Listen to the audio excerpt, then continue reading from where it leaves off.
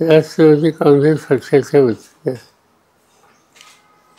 जिल्ह्यामधून जे इच्छुक आहेत त्यांचा अभ्यास चालू आहे. त्याच्यानंतर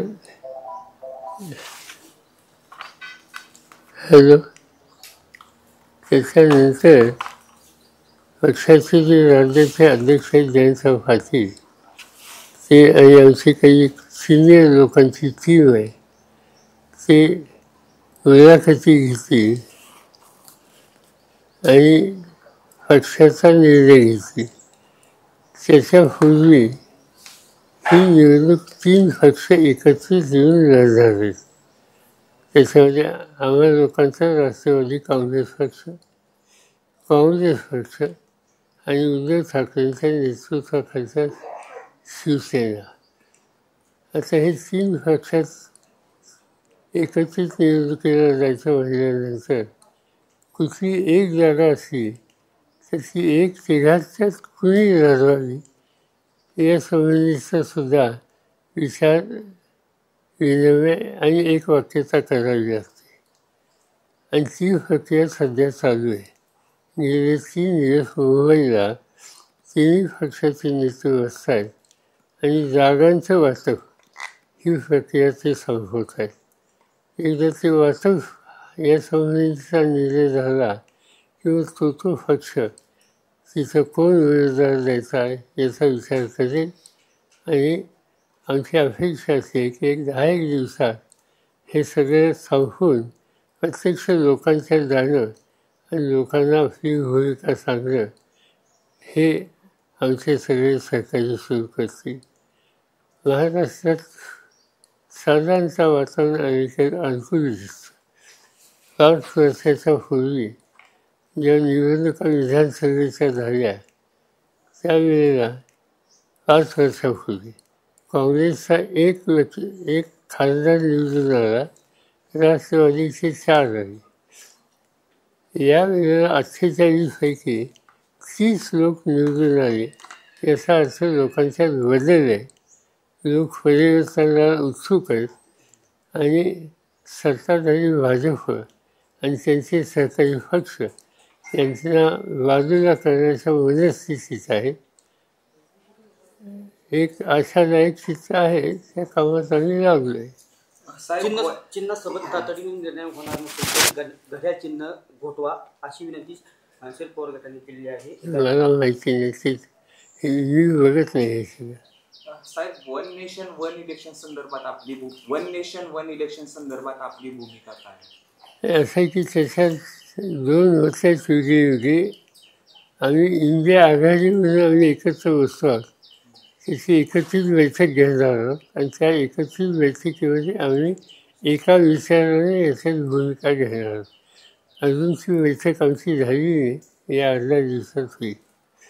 त्याच्यापूर्वी माझ्यासारख्यांनी मतं व्यक्त करणं योग्य नाही. बाकीच्यांनाही त्यांच्या मताचा अंदाज आम्हा लोकांना घ्यावा लागेल. केंद्रीय निवडणूक आयोगाचा राज्यांचा दौरा करणार आहे. विधानसभा निवडणुकीच्या पार्श्वभूमीवर हा दौरा होणार आहे. 27 आणि 28 सप्टेंबरला हा केंद्रीय निवडणूक आयोगाचा दौरा होणार आहे. चांगली गोष्ट, कारण केंद्रीय आयोग, निवडणूक आयोग इथे एकंदर स्थिती काय याची पाहणी करते. ही एक संधी राजकीय पक्षांना सुद्धा असते, त्यांना काही सूचना, काही त्यांच्याकडे भूमिका मांडायची. आता हे दिल्लीत जाऊन करण्याच्या ऐवजी ते स्वतःच्या राज्यामध्ये आले जिथे निवडणूक आहेत, तर तिथं सुसंवाद साधायला सोपं होतं आणि निवडणूक आयोगाचा हा दृष्टिकोन त्यातून स्वागत करतो. साहेब, दिल्लीच्या मुख्यमंत्री अतिशय झालेल्या 3ऱ्या महिला मुख्य दिल्लीला मिळालेल्या आहेत. कसं बघता या सगळ्या?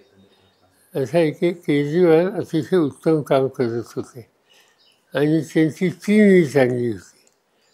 आता त्यांना एका विशिष्ट स्थितीमध्ये कॉर्नर केलं गेलं, मुख्यमंत्र्यांना तुरुंगात टाकले गेले इतके दिवस, सतत त्यांच्या विरुद्ध खोट्या केसेस केल्या गेल्या.